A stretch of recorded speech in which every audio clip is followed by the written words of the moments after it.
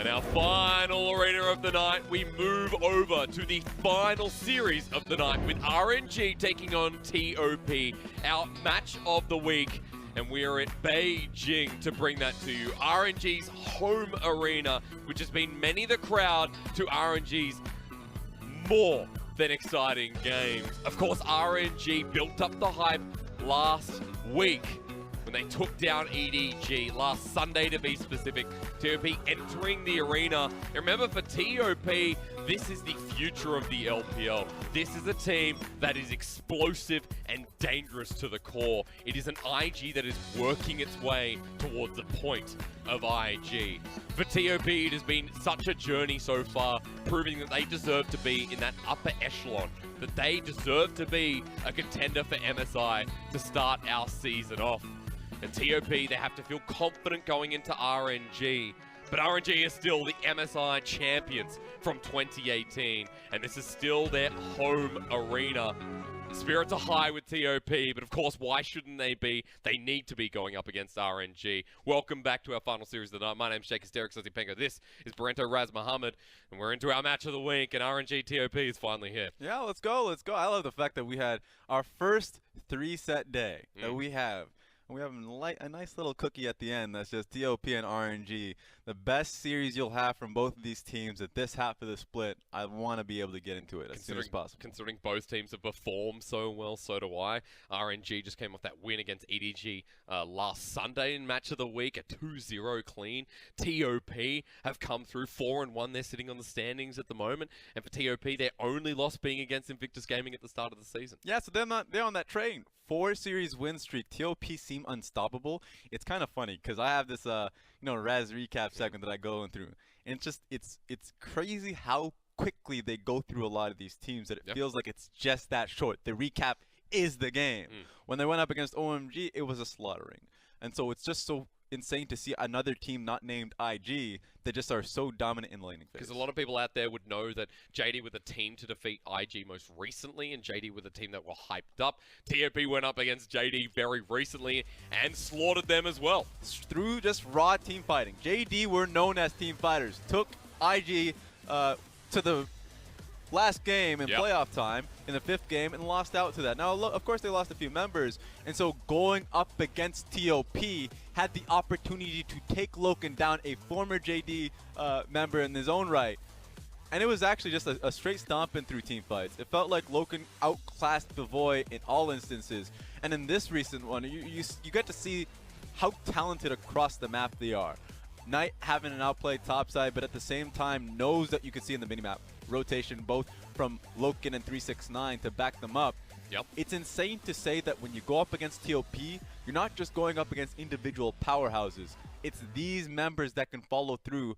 Cross-map play, it feels like. Roaming from mid lane up to top to basically help out Knight in the rotation. Because a lot of people know about RNG, and that's why we really want to hammer down why TOP are a massive thorn in their sides in this series. We start with 369. He's a rookie in the top lane, but after so far, you wouldn't think 369's a rookie with the way he's been performing. Basically a Rookie of the Year candidate. Yeah. At this point in time, he's just too consistent in lanes, and it's the same if you go across the map. It goes from top lane, mid lane. Knight has been so stellar as well. XX has been, last year he's my most improved jungler. Now I just have him on my top 3. He's that good. And then it's so hard to kind of miss out in what is a golden nugget, which is Loken. Loken as a player last year, for me, the discussion was starting about, is he a top 3, top 4 AD carry? He went to the playoffs, went hard, and then when it came down to it, of course he lost out. But going into this year, he's had the best 2 years of his life, and he is really punching up in what is the top 3 discussion. The way you get into that discussion is if you take down Uzi, Jackie Love, iBoy. Start out with this man. Look at the stats. Uzi hasn't had a lot of time in the split, but he's doing well. That's exactly right. Now, Uzi has played only 2 series since returning from Chinese New Year. RNG had been using Wink before. Loken has played since day 1, so that's why this is so much more impressive that he's kept such a high stat after playing so much. And first blood percentage really goes to show, if you just look at how they played in the last 2 series, the 2 series that we've seen so far from Uzi, they played around him. They played through him, like through Xiaohu, and they played through top lane. and it was just the team fights that mattered the most. They were well protected, they were hot in team fights, and at the end of the day, you have now #1 in KDA, who's Loken, and #2, who's KDA off of a few series already, who's Uzi. Yeah. I think both these guys are exceptional team fight performers that you got to see in their last series, and whoever loses, I don't even care at this point who dies. Like, which guy dies and mucks up their KDA at this point, and maybe gives it back to Kuro, who's losing a few deaths in the last time round. Unfortunately, yeah. But with the champion pool at the very least for 80 carries, going into Uzi, we know Vayne in the LPL has been picked quite a lot. I would like to see, something like that maybe contested. I would like to see something like Loken's champion pool come into the fray as well. I think it really depends on what style RNG coming out with right now, because if we are to take any of the last series into heavy consideration, they're not playing through Uzi as we thought they would. Because last few years, they were like, okay, in comes RNG Uzi. Uzi's supposed to be the savior. Play through me, I'll pick Vayne, and you're supposed to come down for an easy first blood. I pick up the first blood, not you. Get back into the jungle. It feels like that is not the case here, where they're going through Xiaohu. Now, reasonably, if you saw last 2018 during the regular season, they were playing through Xiaohu Karsa pretty religiously. It felt like they had multiple styles. Now, the fact that we're not seeing MLXG, he's going to be out for the split. Yeah. The fact that we're not seeing Letme and Zitai, naturally they're great carry options. We're going to be seeing a very limited style where they're playing through Xiaohu or they're playing through Uzi, maybe both. Yep. And so that makes it so they're going to be playing through team fights a little bit more often. And this is all with the assumption that Amazing J is going to be playing what he knows and loves, which are like tanks. He's a great facilitator, great team fighter. But if he gets the option, as we saw when they went up against Vici, he'll pick up the Yorick as well. We know that old AJ, especially on the BLG top side, would play something like a carry, but it's been more about the Scion, more about something like the Urgot potentially as well. Power picks in this series, Raz, talk to me. What do you think is going to be highly contested, and what do we look out for moving into the first big fan? I would say Syndra has become such a strong pick, and it's already a Xiaohu special. Another one is Corki. Now, Xiaohu has a meme about Corki. He did an insane amount of damage in a playoff time. He was the Corki player to watch for. But if you already seen it, the meta is moving towards crate 80 carries. And sure, right now we're on 9.2. But you're already seeing Corki start to sprout out with Knight's champion pool. Knight's champion pool, he just disregards all of the meta and just goes to what he's known and what made him popular. Here comes RNG though. Amazing J in the top lane. Karsa in the jungle. Xiaohu in the mid lane. Uzi and Ming lining out the bottom side of the map. Xiaohu, what he's holding right now is legitimately RNG. He's carrying the team. He is such a strong player this start of this play. He's also showing the level of potential there that RNG will rise to. We move over to TOP, 369 in the top lane, XX jungle, Knight, the rookie, the star mid laner with Loken and Ben in the bottom lane. Yeah, he was a rookie last year. Missed his chance because he didn't get to play in the summer. Still feels like a rookie in someone's eyes. Because he's going to be starting from the beginning. Spring split until the end. We get to see Knight unfiltered. I want to see what he can do because he changes the meta. It feels like when you go up against TOP, you're going up against Knight's champion pool. Bring in the Jace when he feels like it's necessary. Echo has been a true go-to for him. And then if you see his solo queue, he can go towards the Fizz. He basically plays anything, and they play through him. It feels like Caps in a sense, where his champion pool is something that he's going to be pressuring forward. It's the team that now has to play through him and make it successful. I also want to raise in that champion pool of both Xiaohu and Knight. Zoe has been a highly contested pick in the EDG series for Xiaohu, especially Knight has just looked uncontested on it as well. Maybe that is just put up to the case. And we thought that strength of schedule was, not giving TOP the just rewards or just dues where they were slamming teams in the first 3 weeks because they were just far below 500 teams. And then when they went up against JD, remember, they're staying in Beijing. JD and RNG, it seems like right now they've had some time to settle in, calm down, take down JDG, and they're looking at RNG right. See if they can do the same to RNG. Let's jump in. RNG 3-1, TOP 4-1. We already talked about that Syndra Raz contested here in game 1 as it's banned away alongside that Thresh and Lissandra. Yeah, they're on blue side, so they can do whatever they want. Taking Ming's Thresh and taking away Xiaohu's Syndra makes it so you can play whatever you want mid lane. Like mid lane suddenly is a lot more wide open. remember that does mean that Urgot's still up, Cassiopeia is still up. Ooh. There are so many insane picks that you can go for now. We did see the Zoe band away as well. First pick there for TOP towards Loken. We did also hype that matchup up, so with the Kai'Sa carry potential now for the bot side. It's a good takeaway because oftentimes if you are, you know, let's say Abel right now, who's playing on the Royal Club lineup in the LDL, or at least he will be, and he sees a Kai'Sa, he goes towards a Yasuo pick. Yeah. Yasuo is really good as a great counter towards the Kai'Sa because he has an earlier power spike, and also just through his W can really negate a lot of the damage. My point is that you will not see that from Uzi because Uzi has a much slimmer champion pool, but there we go, the 1-2. Oh yeah, now LeBlanc in the first rotation for red side means TOP can make some adaptations here. Well, they might force something out like the support. The Galio's locked in, which tonight we've seen in support rather than mid. Something you see from Knight a little bit when he knows he's going up against the LeBlanc is the Corki, yes. And also on top of that, there's the Rise. So it would make a lot of sense if TOP plays it safe to pick the Rise, but also if they want to hold out a little bit, pick up the Corki as well. Okay, so still on the table, the Alistar, of course, over to Ben. Also denies Ming. TP right now kind of taking more away than gaining themselves potentially. Silence we did see, but something a little bit safer. There it is, the Rise locked in. Yeah, they were just going to pick it up here. The fact that they held on to it a little bit longer and is probably just them saying that we don't want to have the extra bit of rotation. Let's say if it's already XX and Knight picking, then why have XX pick it up if Knight's going to keep onto it anyways? It makes a lot of sense. He knows what matchup he's going to be going into. So for TOP, this looks like a pretty good teamfight composition already in their first 3 picks. I just wonder what now we're going to be seeing from XX and 369. You have to assume that you're going to lose a lot of your junglers, as the Lee Sin was the final lock-in for RNG. The Xin Zhao is next. And the Vayne ban as well. Over to Uzi. Yeah, if you're just taking a look at the bottom lane, I wonder if he would ever pick Vayne, knowing that he has a pretty weak bottom side of the map in terms of push. Galio and Vayne is just really them trying to play it safe, as in like they're not going to be trying to kill the lane, but more often just trying to stay under tower. Yeah. But Vayne is a pretty decent matchup into the Kai'Sa once he hits 6, so that's probably their consideration here. It's also remembering that the Ezreal can do quite well into it as well.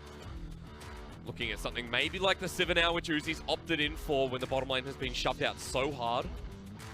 And that's the option available. The Camille was the final ban over for RNG, but Xayah picked up. This is a first in a very long while in the LPL. Yeah, once he learned the Xayah, or at least mastered it, he just picked it whenever he found it was viable. So just being able to play it extra safe whenever Alistar comes in for a headbutt pulverized combo, and the feathers that are on the field in larger team fights, he has made it look so strong. Just knowing that he's going up against the Kai'Sa, saying, okay, I'm going to scale alongside you. I can play a longer game. I don't have to worry about Ezreal or Lucian really speeding it up. Because at the moment, you just know what's going to be picked if you're RNG. The Urgot locked in, and surprised that the Urgot made it this far in draft without getting banned out, as well as the Nocturne locked in for XX. Well, that answers the top side.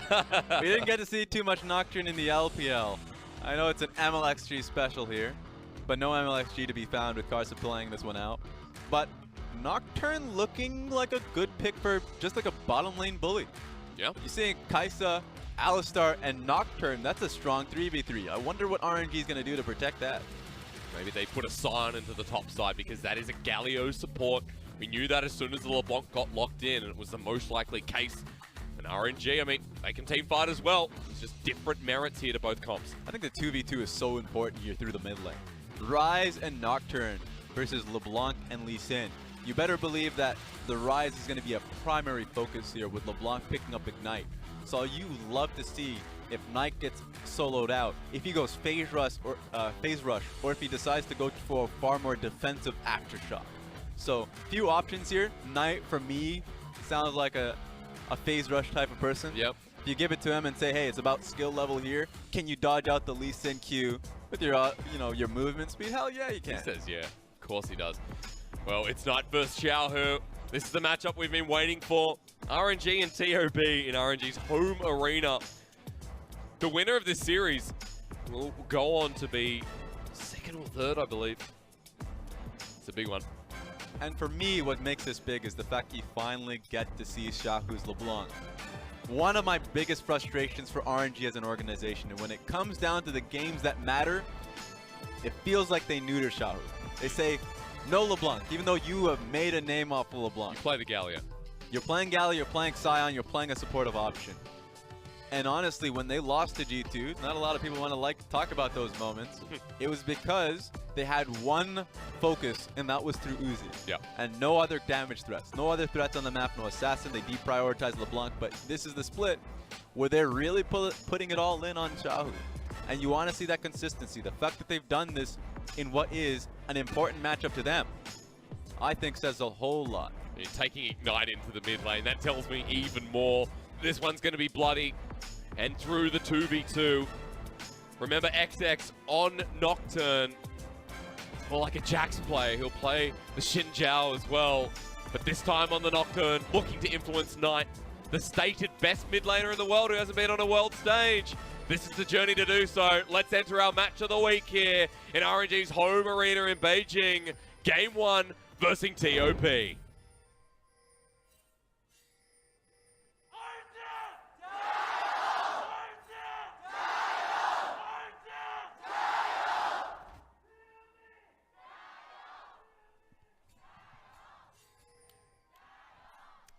Now, of course, RNG go first because it is their home arena. It doesn't matter red side or blue side. That's what I've learnt since coming to China. Their house, their rules. But you can see the RNG crowd are out in force, of course. This is an important one. All right, Raz, let's take a look. It is the Aftershock on Knight. So I guess we were wrong. That's true. Aftershock does simplify the matchup a little bit. It was already a good matchup for the Rise. Early on now, going to be able to... I would expect him to start out his Rune Prison. That's just the game, honestly. Whenever LeBlanc comes even close to you, you Rune Prison her. She says, huh, no, Rune Prison. Doesn't have to say a word. I don't want to hear you. Stand right there. This is going to be pretty obvious that TOP started towards the bottom side. And it might be more obvious for TOP that Uzi and Ming were there so early in the lane. So very different jungle starts, opposite sides of the map. If we will see a bit of that vertical jungling or top versus bottom side gank. What is that skin?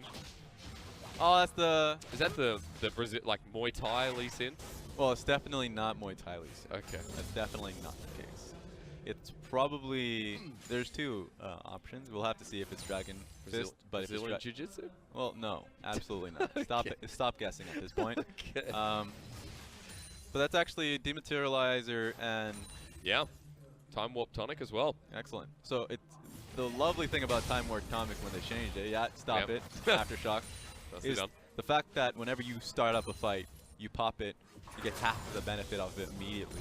So the idea of Ignite is actually so much more important now. Because if you Ignite at the very beginning of a fight, great. Like that's a great way to do it, but by that time, if Time Warp Tonic comes in before the Ignite, and you pick up the potion, then you know, that potion just wins out. Colonel bidding his walls right through the middle. It's interesting. I don't know how he bidded 51% to RNG, but sorry, to TOP. Curious enough. Loka taking a bit of trade down in this bottom lane. More importantly here for TOP, the jungler is moving towards the bottom side, and Casa is around the mid area. And we talk so heavily about the 2v2. Well, both junglers are around the vicinity. I didn't even know there was a green chroma for Dragon Fist Lee Sin. I'll take it. I'll take it. Sure appeals to the Brazilian audience. Stop saying Brazilian. That's what it is. You can see there's a flag on the back, Raz. We'll see about that. Yeah, there is. Ming, that was unfortunate. What just happened there? Oh. Here's the pressure we've been looking for, though. We'll see in a second. The wave's in a really good position for Knight. So even still, you can see it slowly. Where's this push going? It's very slightly going towards Shahu, but I don't want Lee Sin to wait that long, is basically what I'm saying. It's too slow.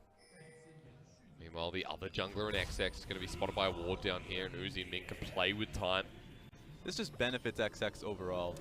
You don't even have to throw the thumbs up there. He's likely backing anyways. He's cleared out bot side completely. So the Nocturne just benefits off this because he does want to still get to level 6 a little earlier. Level 6 is nice from Karsa, and that's when you start to see him really poke his head out for ultimate engages. Yep. But once you hit level 6 for a Nocturne, then you really start seeing them look for more objectives. Dragon's a little bit of a big one for me, where they start to really put the pedal on the metal, just because you get the control of the vision a little bit more frequently. We also start to see, how impactful this Nocturne pick really is at the first and second ultimate. You or Clement mentioning that the first 2 Nocturne ultimates are pretty much to show the validity of the Nocturne, and after that you're kind of like, well, what's going to happen then? Well, just increase the range with your ultimate whenever you are able to rank it up. That's either Brazilian or my eyes are wrong.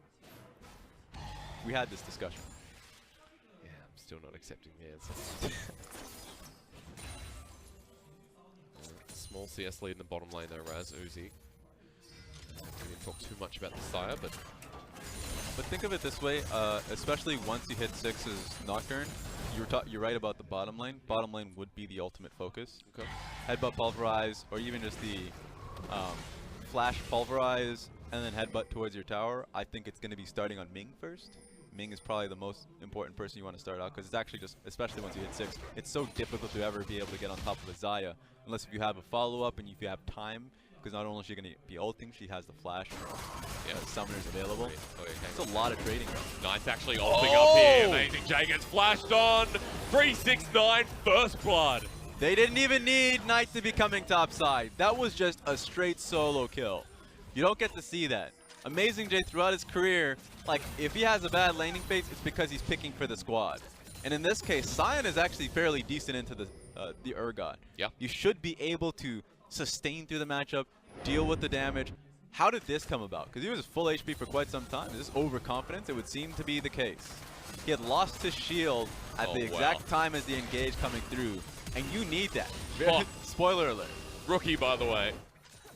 He got all shotgun knees off in one rotation as well. Solo kill there from 369. He's all the way back up in the top lane, has teleport and ignite now. He has cleanse. I mean, his cult is what I meant. Yeah. He has cult for himself, which is so good in terms of sustain. You flick your W on, and you just get so much HP back. HP on hit, which is just a crazy concept to have for an Urgot W. True. So, makes it so it's a little bit harder for now Amazing J to come out through the sustain game. Makes a lot more sense that Karsa is now looking towards top a little bit more keenly. It's a bit of babysitting now. Still at the CS mark of 369, but XX, a lot of deep vision here early from RNG to spot out where the Nocturne's going. And in the jungle v jungle battle, no one's made the move just yet. Yeah, level 6, but look at this. Galio in the area.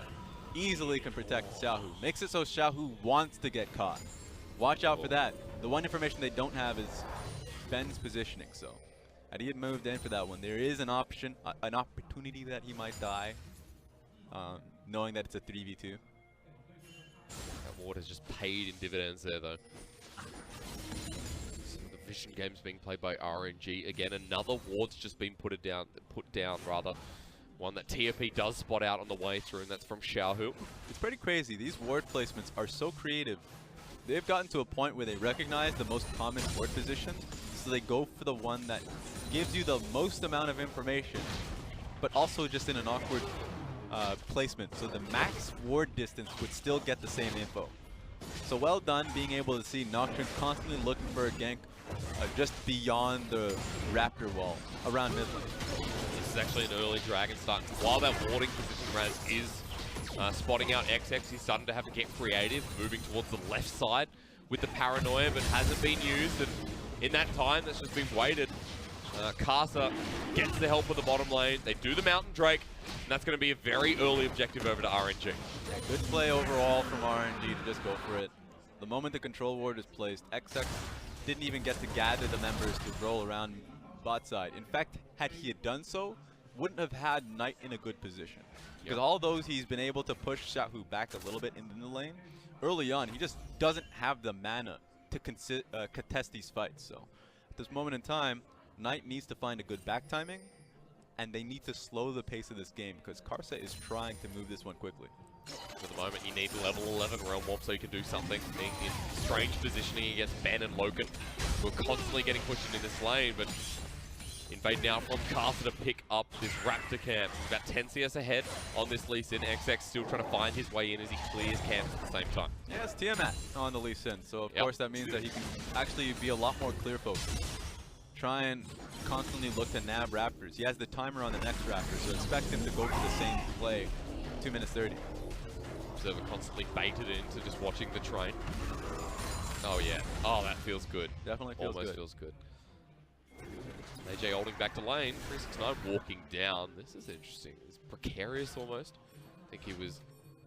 Think how hard it would be if you didn't have the ultimate, right? Urgot wasn't, I mean, if Sion didn't have the ultimate to come back into lane, he's either using teleport or he's giving so much more time now to 369 to look for a play around mid. Yep. So really forcing using his ultimate to gain tempo back because he's been pretty far behind in this lane matchup and needs to find avenues back into it. 369 just bullying him out of it at the moment. 1 kill, the cull is half stacked here for the Urgot. Amazing J has got some expectations to live up to, considering 369 is still going for that rookie of the split. It's incredible that he can just come in 1 split and pretty much show up a lot of the top laners in the LPL.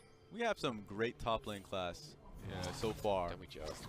Ale's been so phenomenal for OMG, even with the difficult games that they've been having.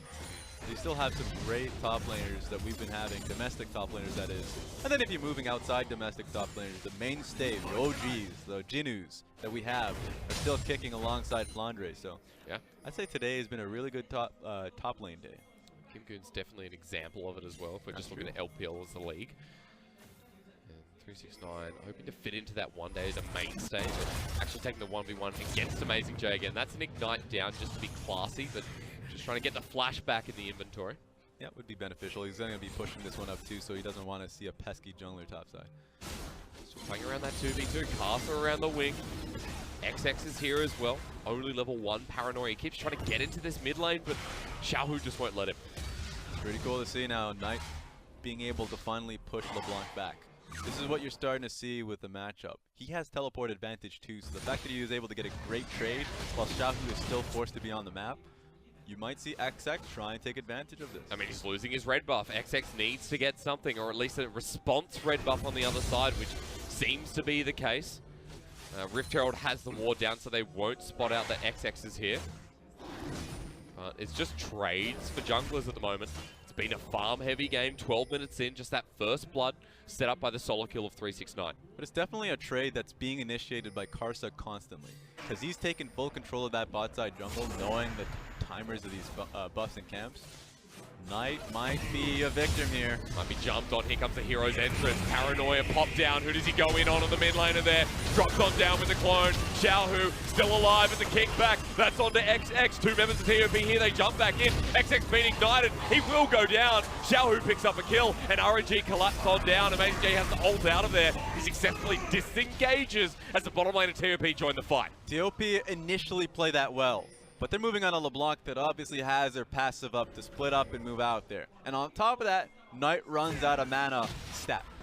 So there we go, your DPS is gone. Uzi seems to be the next target. Ben and Loken coming in, there's the Realm Wall. Uzi, how does he get out? The feathers fly up versus 3, waiting for the root call where he can't get it. Uzi drops down, Loken getting his first of the game. TOP are your playmakers. Just off that, 1 base, teleport back bottom lane, uses Realm Warp to get behind Uzi. These are sick plays that you get to see, and we're going way back because Knight plays this one out well, but take a look at his mana. That's all you really need to see, because the damage that Nocturne is able to play down there, he doesn't have the ability to follow up, and Knight has nothing except for autos. At this point, you want to back away, but XX is already way too far back, so he's going to be the sacrifice. Yeah, Knight had enough to just drop down the spell flux at the end. But that's not going to matter. A lot expended across the map. You can see these two teams rotating for the early skirmishes. Biggest priority here. And then everyone just goes back to their essential lane. 14 minutes in now. Plate falls. And plating rather. And we've got a 1k gold lead for RNG, but really nothing just yet. Objective focused jungler. Karsa's just on it once again. There's no contest. It's been Karsa forcing the game plan at all times.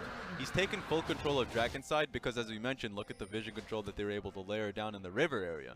That is 2 control wards in the bottom side river on both entrances. So how does Nocturne actually come down towards that area without getting seen? He gets seen. He just has to be able to figure out if it is the right play to make.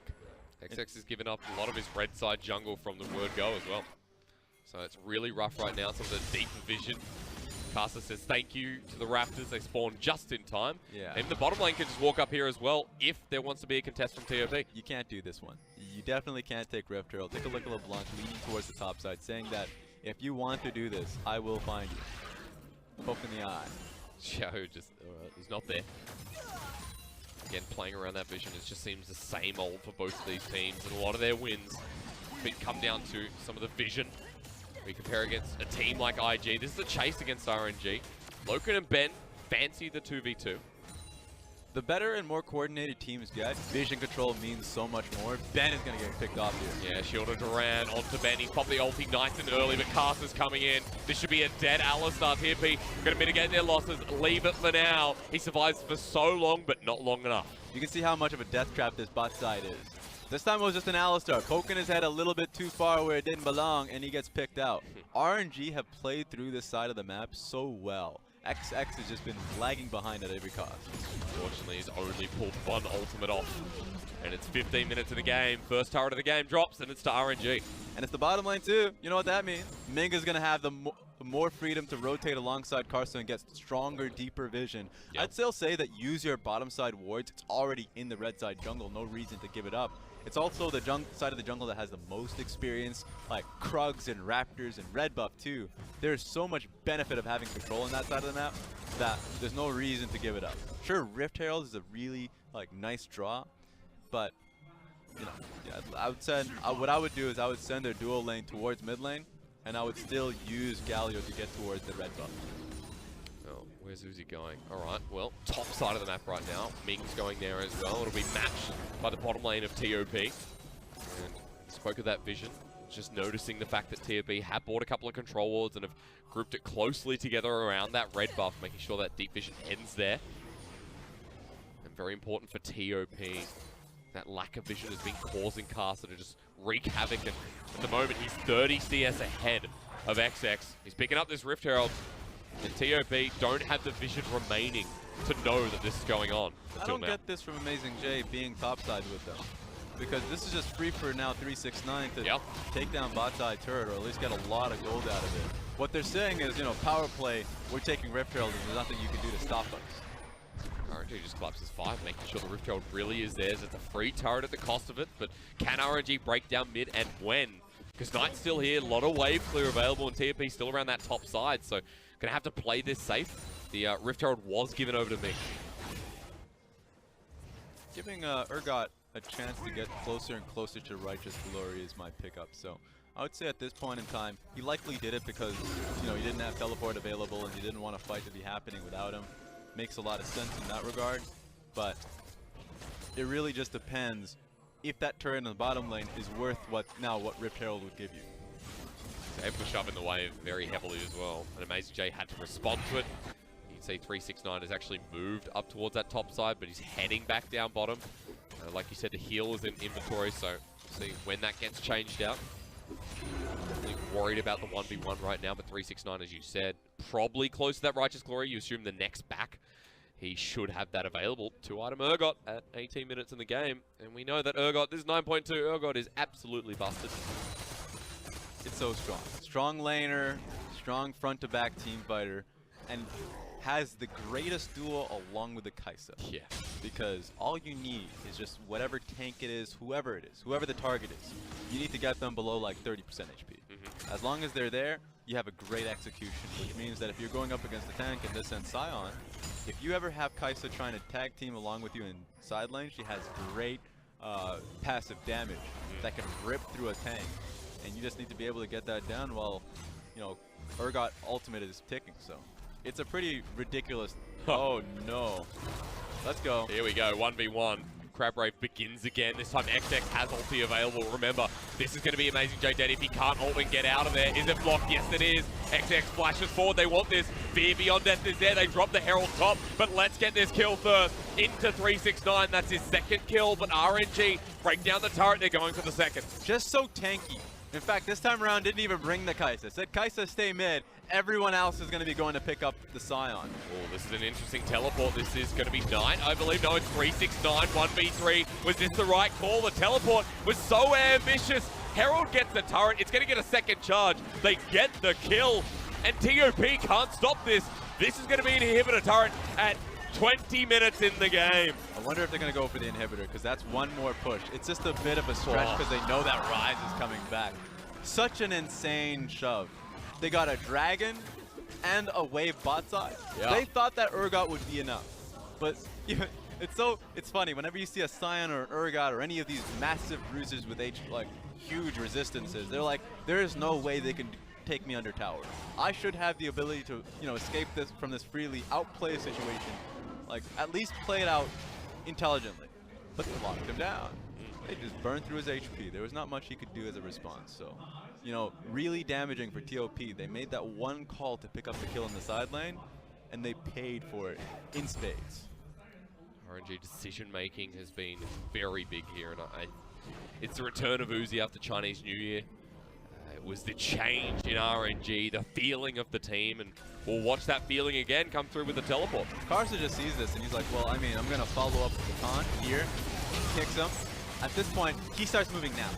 At this point, 369 can move and he's already below 40% HP, so there's not much of a response you can do to come out alive. It's hard as well, because, you just have health there. You got the Black Cleaver, you got the Righteous Glory. There's no flat armor, flat MR. That really adds to the mix. RNG have got the full KFC support here. It's a 3k gold lead at 20 minutes in, but RNG have been playing around Karsa this whole time. It has been the jungle difference that has impacted this game the most. Yeah, this is a possible playoff series, so you can just see Karsa being able to take this so seriously. Eliminates XX strategically, that is. Strategically, he had no control of red side jungle, just completely pushed him to the top side of the map, and then even then, had Xiaohu deny him on his camp, so there was no way he could take red buff comfortably. There was no way that he could access Scuttle Crab in certain instances. So there was so much experience being denied from access because of how Karsa and friends played this one out. It was like dominoes though, wasn't it, Raz? It was, okay, Karsa gets into the red side jungle. That vision means that Xiaohu can see XX coming if he wants to come back into his red side jungle and threaten the gank. And the mid lane that they wanted to focus around, that 2v2 has been stable for RNG. And for Knight, he hasn't really been in the game just yet, but they're going to start the fight. Okay. 369 slows down Ming. Ben indecisive on whether they want to go in. They shouldn't now. Scion is with them. This is just a rushed call if they want to pick up a fight here. They had a good opportunity, though. That was a good call from TOP to try and flank them up top. Yeah. But it was even better for... Wait a minute. Okay, thankfully. Okay. I was like, where are you trying to do with this one? This might be okay. It's only Uzi and Amazing J, but the wave clear should be enough for TOP. Just wondering where to go next. They're invading towards the red side. Could threaten the Baron here, or at least a bait in a brush. That's the danger. TOP is so fast-paced as a team that they just want to fight. If they want it, they'll find any way to bring it to them. Oh, no. They might have to. They have to now. Or they're losing mid lane turret. With Intertrack TOP coming one by one. You can't take the shortcut mid. Sonic Wave connect, 369. Remember, still tanky enough with HP. TOP defend the mid lane turret, fend RNG off, send them packing. I love being able to see teams with mid lane priority and how confident they are in pushing that forward.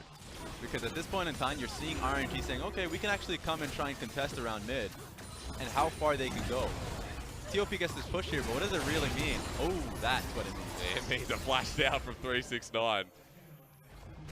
And that's a big summon to be burnt, especially around the Baron, especially around the upcoming team fight that you know is tingling on the edge.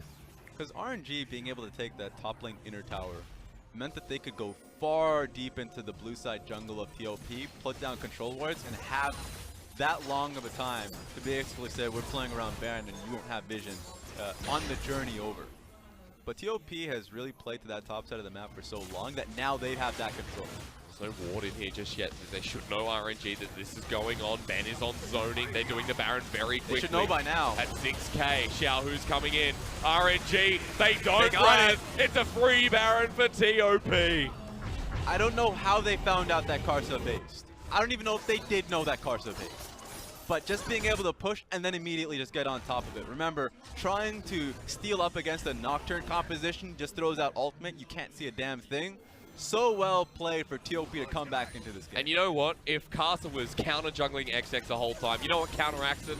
That Baron counteracts so much of RNG's early game that now at 25 minutes in, TOP close to shortening that gap, but more likely able to push down that mid turret that they've been trying to do. Yeah, I don't even know if they're prioritizing. Like, sure, they want to take the outer turret mid, but man, you could already see where Rise is going. This team is so good in side lanes as a 1-3-1. Ooh, RNG want this. Might be spotted out by Ward. Karsa hanging around by that scuttle and that dragon. RNG off to this side of this mid lane. Yeah, dragon means nothing at this point. What does mean a lot is if they push through mid lane, the ability for Xiaohu and Karsa to go for a flank is so easy like that. Especially the flash kick that we would expect from Karsa, we've seen so often. Seems like it's going to be a dragon for a mid lane tower here. Right. Oh, they've been split up. Okay, hang on, the fight started. Ben has found Xiaohu. Uzi off into the side. Amazing J didn't burn flash, but he's got to get out of there. TOP with the Baron buff can continue pushing in, but Ben is low. Amazing J off through the side of the lane. Here's a Realm Warp to save the mid and support. Flash from Ming. They're on to 369. Separated and now TOP. Ben finds the knock up here. Heroes entrance to no one. Uzi again. Sending out the feathers, ready to bring it back with the Blade Caller. Watch out, Amazing J. Ulti is there for 369. You just don't want to be a target. Karsa still has Flash and Dragon's Rage. 369 can't die just yet. Karsa right next to the chickens. They just spawned at the same time. That's very annoying. There's a ward there as well. Yeah. Still for Xiaohu. He's trying to get the pick off on the side. You can see that XX is so darn squishy. This is great from RNG. They've wasted so much of TOP's Baron run. Here comes a teleport because they're relentless. But what they need to do, side lanes are important. Yeah. They can't play towards Knight. They need to split up the map so RNG can't defend this so easily. It's going to be hard. There's a large minion wave coming towards this turret with Baron. It's hitting pretty hard. Amazing J does find the knock up on tonight. That Decimating Smash needs to be key here. And whoa! Yep. Xiaohu just walks into the face of danger, and TOP send him to the wrong side of the map. RNG lose their bottom lane turret, and gold is getting thinner by the second. It's just a really risky way to play this one out.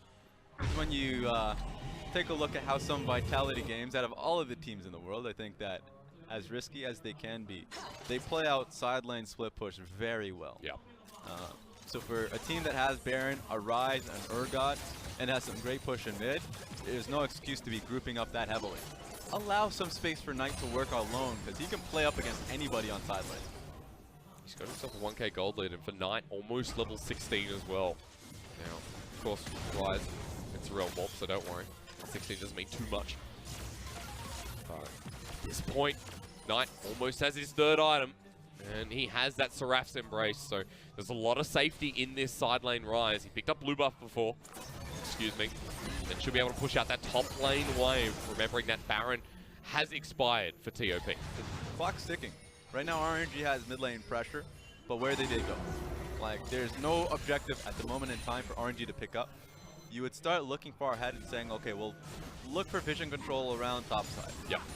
We'll try and dig pretty deep. But remember what that means. TOP is already on the ball, so you need to, if you want to get it done, you have to re-push mid. But even now, Kaisa is there pushing, so there's no right answer. And I love that Ben actually waits for the Scry's Bloom to be procced before he drops down the ward. It's just the little things here from the support of TOP, making sure that vision control is more sustainable in the enemy jungle. RNG, they're focused towards that bottom side because you can see it is another Cloud, but it is another Elemental Drake for RNG. When you have a LeBlanc, when you have a Lee Sin, even a Sion, you know, speed is of the essence. It's just that these fights have been so delayed because Amazing J is not confident being the frontliner without a Gargoyle Stoneplay. These fights have been delayed to a point. He has stopwatch, sure. He has quite a bit of tankiness in both magic resist and armor. But at this point in time, he really needs to be able to have that a larger effective HP that Gargoyle Stoneplay would give you. He's also going to be scared because for 369, he's kind of beating him to the punch with his own gargoyle stone plates. So impact in a team fight. Amazing J threatened by this rookie who has a BF sword and is heading towards that GA. And Amazing J should be close towards that stone plate as well. There's a Warden's Mail in his inventory. So a lot of the damage being punched out by Logan. Yeah, it'll hit, but of course the on hit will hurt even more. The beauty of League of Legends is you look at the map, you say, okay, Baron's coming up very soon. Push mid immediately. Like mid right now means so much. You can't afford TOP to be on the pit first, because if they try and rush down Baron, they'll do exactly the same how they did last time. Yeah. There is no way for Karsa to look to steal it if he can't see the Baron HP. Wards will not matter when you're going up against a Nocturne. Cannot even get near this brush as well. Karsa has to throw out Sonic Waves just to get near. Baron's up in 5 seconds. Cloud Drake in 20, but screw the Cloud. We're docking that somewhere. Oh no, Karsa. Knight doesn't have teleport. They must have a timer on that. RNG have a window right now with Sion here where they can look for a fight. Knight has walked up, so he's going to be in the next fight. XX was sitting around the side, ready to ult. RNG trying to get this pick that they desperately need, but at least they get vision control around the Baron, forcing out TOP. Just don't expect either team to be going back bottom lane. It's pretty even at the moment in time. TOP have no interest there. Perhaps Amazing J could, but they need him to actually just face tank. They don't need him teleporting in like a creative like top laner. Yeah. They need him walking forward alongside them. He's doing exactly that while RNG just proxies themselves in the mid wave. TOP have left their AD carry to pick up this Cloud Drake. And now what happens towards Baron? RNG make the move. The fact that they had, like, the moment Dragon cries out, you know that they're on the wrong side of the map. How quickly is this going down though? Xiaohu goes to the pick instead. It's a bait. They find two with the knock-up. Amazing J. There's the combo. RNG, the team fight gods. Can they find a clean one? Look at Logan in the backside. And Knight as well. Logan ulties in. The AoE continues on. Knight hitting from the side. He'll realm warp in. RNG are running away from this AD carry. Logan makes an aim. And that was just too clean from TOP. That was beautiful. Uzi had no place to escape. He still had his flash, and I would love to see his point of view when we get into the next replay. But he gets obliterated almost instantly. Just take a look at how many damage threats are on the side of TOP, and that instant backstage access.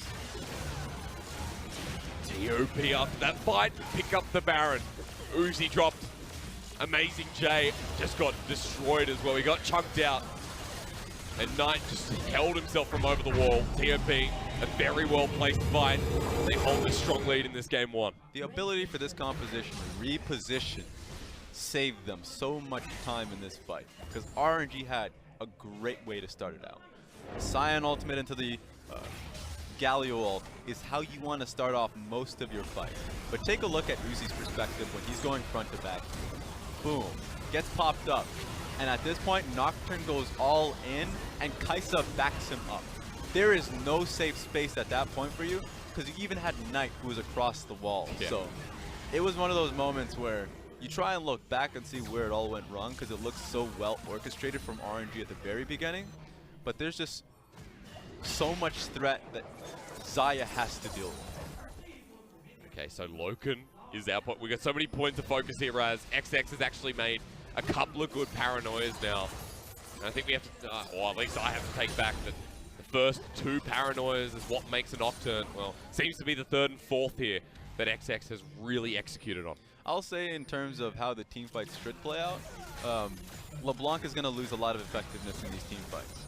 LeBlanc, unless if she gets an instant pick off of somebody, is going to have a lot of difficulties dealing with an Alistar in particular.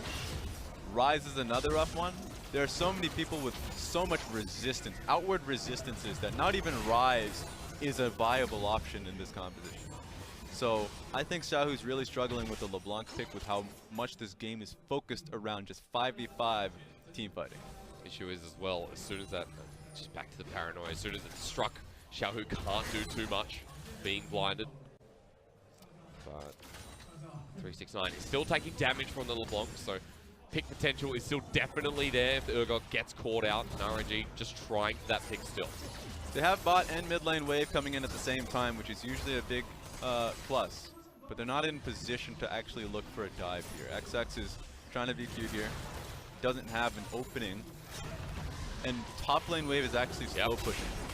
Top lane's actually going towards RNG. Good block there from Ben to keep 369 alive. He pops the stopwatch right in front of the inhibitor turret. Loken aggressing up. Now the Baron buff is still working out. Mid lane is slowly pushing back in, and like you said, RNG, their top wave is pushing against TOP, so they'll back away, and that Baron buff still has a minute remaining. Yeah, so a smart slow push topside, while at the same time being in close proximity of mid and bot lane to be able to defend it. So best defense you can ask for, makes it so Loken has to be able to push this alongside. They still have some time with their Baron. Not enough to actually fully push top lane in. So I think they're kind of screwed if they want to get top lane back in position. So they're going to have to go back in time, Elder Dragon in 50 seconds, get Loken away from the top lane, try and contest it. You've got 25 seconds left to Baron. Elder's going to spontaneously spawn afterwards. TP do not know Xiaohu's here.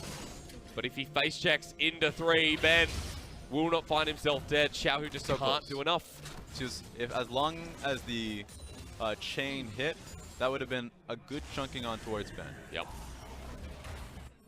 But it's kind of the if at this point for Xiaohu. Second lead large rod. The first, rather, going towards his 4th item. Big moment now for TOP, however. That Elder's coming up. They're prepared around it. Look at where RNG are just going towards that mid lane. Xiaohu still doesn't have flash. As long as the fight doesn't happen the next 20 seconds, he's going to be fine. Same can be said for Ming. So really, these members are all reeling in from the last fight, where summoners are just being waited for. I wouldn't expect either team to start a fight until they get it. Same goes for Loken, who's still really close to it. Hang on, I heard a ghost somewhere. That's going to be the Urgot. So maybe Loken doesn't have... Really low. Yeah, doesn't have the flash available. Loken does ult into the back. It's onto Xiaohu, takes a 1v1. Xiaohu's already way out of the fight. The Dragon resets into the backside. Great flank here, but Uzi finds the ultimate down. The hero's entrance again leaps back in. 369 in the middle of it. Uzi survives. Amazing J has played so much time here in the backside. Loken finds him first, but with the GA pop, 369 is dead. Top laners have dropped. But does the fight stop? Yes, for now, as the Dragon resets, TOP and RNG both back away. It took a long time for both top laners to fall. It's kind of insulting for a Scion for an Urgot to last just as long. Now, he had a Guardian Angel, fair enough, but that was pretty insane to be able to see that. And so both AD carries, while I would say they're both healthy, I'm afraid of Loken, who's fully powered, full HP, full mana. Here we go, putting in extra damage on the Karsa as well. Heal as well, yeah. Karsa at half health now. Xiaohu's back in the fight. TOP edging towards it. Sitting in that Pixel Brush, which is not watered just yet. Xiaohu does poke onto Loken, who has the GA now, but getting low. The 5,000 health. TOP, who backed? It was the teleport. They're ready for Knight. That's all that matters. 3K. They need to burst this down or pick a fight. Knight tags it. They're not confident about this anymore. RNG just wants a fight. They're not resetting it fully, though. They jump back in. The teleport now. This is amazing. Jay. It's 5 versus 4. Oh my God. They get Karsa in the backside. RNG still on the Dragon. It's secured by XX. Now for the fight as 369 is backing up. Loken destroys, cleans house, and Royal Never Give Up are losing out to the rookie upstarts here with 369 and the rest of TOP. Knight is a legend. He zones in, tunnels in on Karsa, gets the execution damage. So easy for XX to just flash into the pit and pick up the Elder Dragon. That was the difference, and that will win them this game. Whether it's been Knight, whether it's been 369, even XX there with the steal away after Karsa dropped. Whether it was Loken, TOP come together, show us why they're the new faces of the LPL and why Game 1 leads us to the rest of this series. There were so many stars that really just aligned for TOP. They were behind a little bit. RNG had so much early game focus, but guess who slowed this one down? TOP did. Guess who really just focused in on mid lane priority? It was TOP. And when it came to these major objectives, major team fights, Uzi was eliminated to begin with around Baron fight. And then in the iconic Elder Dragon fight, bases, teleports in. Ryze looks to flash in when there was 2k HP left on the Elder Dragon, and Karsa gets deleted. I really hope, I don't know, man. It's either between Knight or Loken that gets MVP for me. This is when you probably just give it to the fans, the audience, to just like vote. I don't know. Give it to me. It obviously won't impact the. I don't even impact the MVP list here. So, I think in terms of all of the team fights throughout the entire game, I would give it to Loken. But there are some key moments that Knight just went ham in. Yeah, Loken started the Baron up team fight, or at least just ultied in when 4 members were surround the Pixel Brush, and then it came down to Knight in that final fight, as you said. But TOP just, like, there is just something magical about this team that even going up against RNG, a fully fledged RNG, they just look fantastic. I think that, once again, being behind in a game, this is what I didn't expect for TOP. Going into the split, I expected great individual skill. That was easy. Early game, easy. Reminds me of like 2017 Spring Split, where there are just so many strong mechanical players for Suning across the board. But then it came down to later on in the game, I didn't have the faith for the team to be able to make those hard, tough, late-game decision-making, like the shot calls, being disciplined and slow enough. That is not the case for TOP. TOP, I think a lot of it goes through Ben. Not a lot of people, sing his praises because he has so many stars on his lineup. But like these slow decisions that they make to really claw their way back into the game and really just make the Nocturne relevant. Yeah. I thought it was excellent to see. XX got shut out very early. There was a 30 CS discrepancy in the jungle. Cast a counter jungle towards that red side, and Vision was such a big factor in that game. And then it came down to, all right, who are the stars of TOP? We talked about 369, got a solo kill onto AJ, and then it was more about influencing that Sion lane, but it just came down to those fights at the end anyway. It's pretty crazy to see that not only is the laning phase being handled by TOP in terms of just like the individual players that we already were looking towards, Knight and then in the top lane 369, but then you pull them into a team fight, it looks even better. Yeah, that's right. It was coordinated, it was beautiful, and I hope this goes the full distance. We'll find out. Game 2 coming right up at TOP and RNG.